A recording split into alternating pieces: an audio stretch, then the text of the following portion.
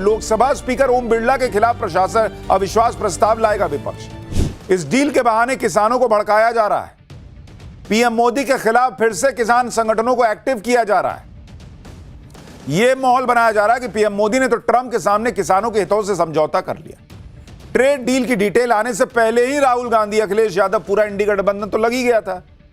अब डील की डिटेल आ गई तब भी ये लोग वही माहौल बनाने में लगे हुए हैं। लेकिन आज हम आपको ट्रेड डील पर मचे हंगामे का पूरा सच बताएंगे। रूस से तेल को लेकर जो बवाल मचा है उसके फैक्ट्स बताएंगे। इसके अलावा आज संसद में हंगामे का जो नया चैप्टर खुल गया वो भी आपको दिखाऊंगा, क्योंकि यह खबर आई है कि अब लोकसभा स्पीकर ओम बिरला के खिलाफ प्रशासन अविश्वास प्रस्ताव लाएगा विपक्ष। संसद के बाहर आज दिन भर इसकी चर्चा होती रही। संसद के अंदर भी राहुल गांधी और मोदी सरकार के मंत्री आपस में भिड़ते रहे। आज संसद में क्या हुआ, देश में क्या करने की तैयारी है, अचानक ऐसा क्या हो गया भाई कि ये लोग ओम बिरला के पीछे पड़ गए हैं। लोकसभा में बहुमत तो है नहीं, तो ये प्रस्ताव ला काहे ले रहे हैं? क्या इस प्रस्ताव के पीछे राहुल गांधी की ममता बनर्जी से होने वाली रेस है? सब आपको कायदे से समझा दूंगा। लेकिन पहले जो हुआ उसका ट्रेलर नहीं देखिएगा, देखिए पहले। प्लीज बैठिए, प्लीज प्लीज आप लोग सब बजट पर चर्चा करिए। Speaker committed to us that I will be allowed to speak here before the budget discussion. Now you are going back on your word. ये अभी राहुल गांधी जी ने कहा वो 100% सही नहीं है। स्पीकर ने कमिटमेंट नहीं किया है। The Prime Minister was scared to come to the House, not because of the members, but because of what I was saying. If somebody said that he's going to attack the Prime Minister, then please do an FIR at once. ये speaker कोई कांग्रेस के रामो करम पर speaker नहीं है। The issue of the US deal, the way it was done, what has happened, the impact on our farmers is going to be discussed, and the government doesn't want it. मैं डंके की चोट पर कह सकता हूं, ये करार भारत और यूनाइटेड स्टेट्स ऑफ अमेरिका के बीच किसी प्रकार का कोई नुकसान नहीं पहुंचाता है। अनेक देशों के साथ आज Bharat future ready trade deals कर रहा है।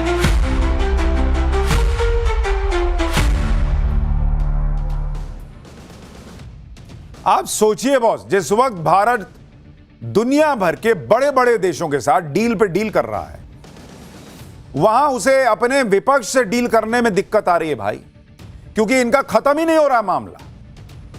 इनका हिसाब जो है वो वही ट्रैक रिकॉर्ड पे चले जा रहा है। मोदी ने सरेंडर कर दिया, बस इनको साबित करना है। अब किसान को भड़काने में लगे। एक तरफ संसद में बवाल किया जा रहा है, दूसरी तरफ अमेरिका के साथ ट्रेड डील को लेकर किसानों को उकसाया जा रहा है। किसान आंदोलन पार्ट 2 की कैसे तैयारी चल रही है आगे दिखाऊंगा। लेकिन पहले देखिए कि संसद में क्या नया प्लान इंडी वालों ने एक्टिव कर दिया।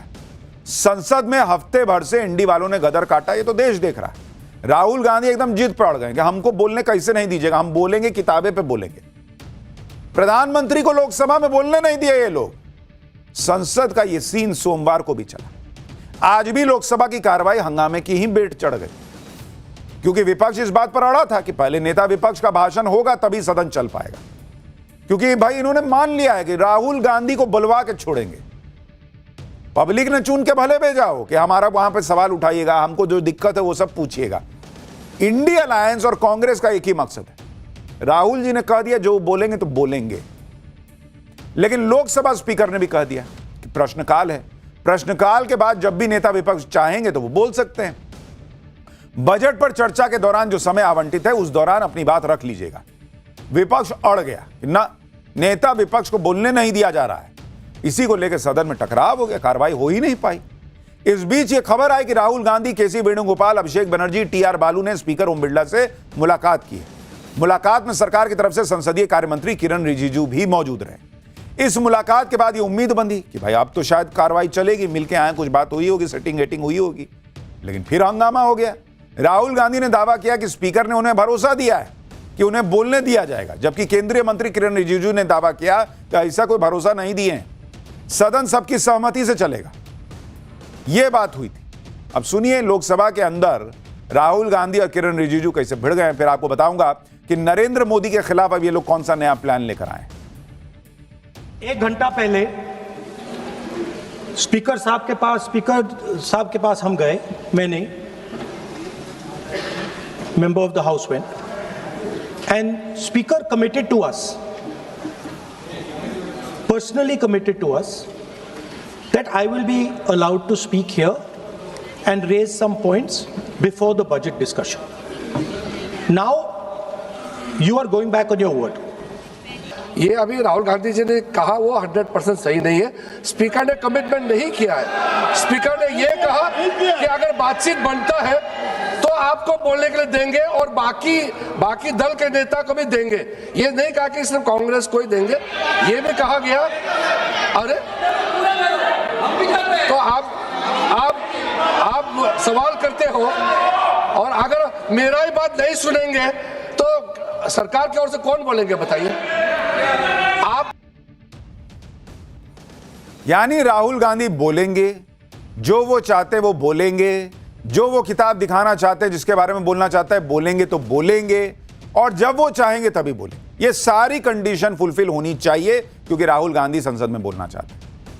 जब संसद में राहुल गांधी की जिद और इस हंगामे के बाद भी इंडी वालों का काम नहीं बन रहा तो नरेंद्र मोदी को घेरने के लिए उन्होंने नया प्लान बनाया। लोकसभा में मचे इस हंगामे के बीच सूत्रों से खबर आई कि अब विपक्ष जो है वो स्पीकर ओम बिरला के खिलाफ अविश्वास प्रस्ताव ला सकता है। सूत्रों के मुताबिक लोकसभा में नेता विपक्ष को न बोलने देने का मुद्दा है, 8 सांसदों को पूरे सत्र से निलंबित करने का मुद्दा है, यह आरोप लगाना कि कांग्रेस की महिला सांसद पीएम मोदी को घेरने वाली थी, कोई अनहोनी घटना हो सकती थी, और बीजेपी के सांसद निशिकांत दुबे के खिलाफ एक्शन न लेना, इन 4 मुद्दों को लेकर विपक्ष के सांसदों ने स्पीकर ओम बिरला के खिलाफ अपना गुस्सा जाहिर किया और सूत्र कह रहे हैं कि अविश्वास प्रस्ताव लाने पर चर्चा हुई है। सूत्रों के मुताबिक अविश्वास प्रस्ताव लाने के लिए जो नोटिस दिया जाएगा उस पर 100 से ज्यादा विपक्षी सांसदों ने साइन कर दिए हैं। अविश्वास प्रस्ताव से जुड़ा नोटिस कब लाया जाएगा यह मंगलवार को तय किया जाएगा। आप सुनिए लोकसभा स्पीकर के खिलाफ अविश्वास प्रस्ताव लाने को लेकर कांग्रेस सांसद कह क्या रहे हैं। फिर बताता हूं कि लोकसभा स्पीकर के खिलाफ प्रस्ताव लाने से पहले ही विपक्ष में फूट पड़ गई है क्या।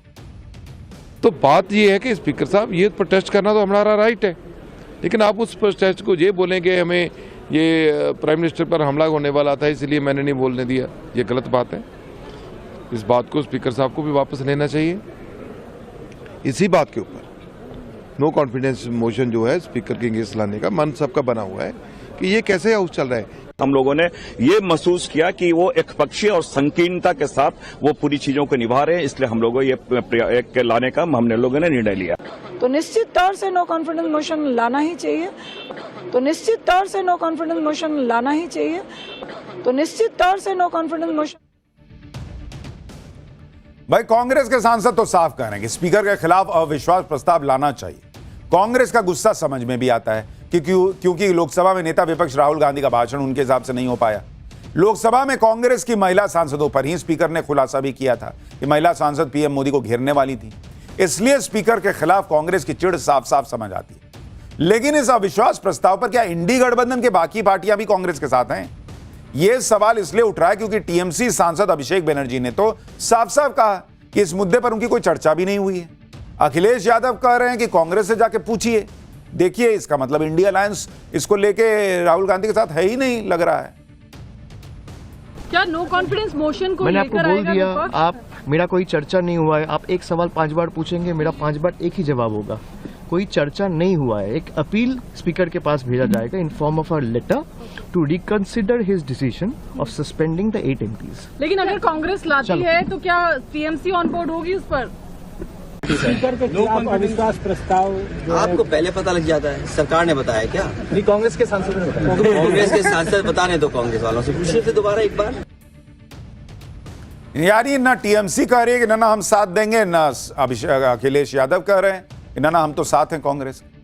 अभिषेक बनर्जी और अखिलेश यादव के बयानों से तो यही लग रहा है कि लोकसभा स्पीकर के खिलाफ प्रस्ताव लाने का पूरा प्लान सिर्फ कांग्रेस का है, राहुल गांधी का है, और इंडी गठबंधन की बाकी पार्टियां इसमें फंसना नहीं चाहती। क्योंकि आप देखिए कि टीएमसी का पूरा फोकस एसआईआर के मुद्दे पर है। समाजवादी पार्टी वाराणसी में माता अहिल्याबाई होलकर की प्रतिमा के अपमान के मुद्दे पर लगातार संसद में प्रदर्शन कर रही है। यानी इन दोनों पार्टियों के अपने अपने मुद्दे हैं और शायद इसलिए ये दोनों पार्टियां कांग्रेस की पिच पर न खेलने जाएं। क्योंकि आप देखिए कि लोकसभा स्पीकर के खिलाफ सबसे ज्यादा मोर्चा कांग्रेस ने ही खोला है। दूसरी बात यह कि कुछ दिन पहले ही ममता बनर्जी ने मुख्य चुनाव आयुक्त ज्ञानेश कुमार के खिलाफ महाभियोग लाने की बात कही थी, लेकिन राहुल गांधी ने उस पर रिएक्शन देने से इनकार कर दिया था। क्योंकि एसआईआर के मुद्दे को सबसे पहले राहुल गांधी ने वोट चोरी का नाम देकर लपका था, प्रियंका वाड्रा और राहुल गांधी ने ज्ञानेश कुमार के खिलाफ खूब मोर्चा खोला, लेकिन जब एसआईआर के मुद्दे पर बाजी मारने की बारी आई तो ममता बनर्जी सब लेके चली गई। जिस तरह से ममता बनर्जी सुप्रीम कोर्ट चली गई, सड़क पर आ गई, तो भाई ममता बनर्जी को राहुल गांधी से ज्यादा लोग देख रहे हैं कि ये तो सीरियसली बोल रही है, लग रहा है एसआईआर पर। कांग्रेस को लग रहा होगा कि सारी लाइमलाइट तो ममता बनर्जी को मिल रही है। तो क्या इसी वजह से राहुल गांधी ने गोल पोस्ट चेंज कर दिया और सीधे स्पीकर को निशाने पर ले लिया है? लोकसभा स्पीकर से कांग्रेस की जो चिढ़ है उसकी वजह यह भी है कि स्पीकर ओम बिरला ने संसद में कांग्रेस की धज्जियां उड़ा दी, कांग्रेस को एक्सपोज कर दिया, क्योंकि उनकी महिला सांसदों पर स्पीकर ने खुलासा किया कि पीएम के साथ कोई अप्रिय घटना हो सकती थी। आज प्रियंका वाड्रा समेत 6 महिला सांसदों ने स्पीकर ओम बिरला को चिट्ठी लिख दी। इस लेटर में महिला सांसदों ने स्पीकर की निष्पक्षता पर सवाल उठाए। लेटर में महिला सांसदों ने उन पर सरकार के निरंतर दबाव में काम करने का आरोप लगाया।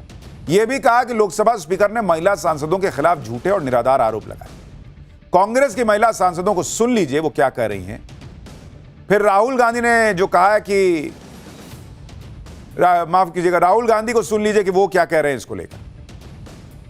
We are very disturbed about is this idea that has been floated that members were going to threaten the Prime Minister. There's no question of that. Look, the fact is very clear.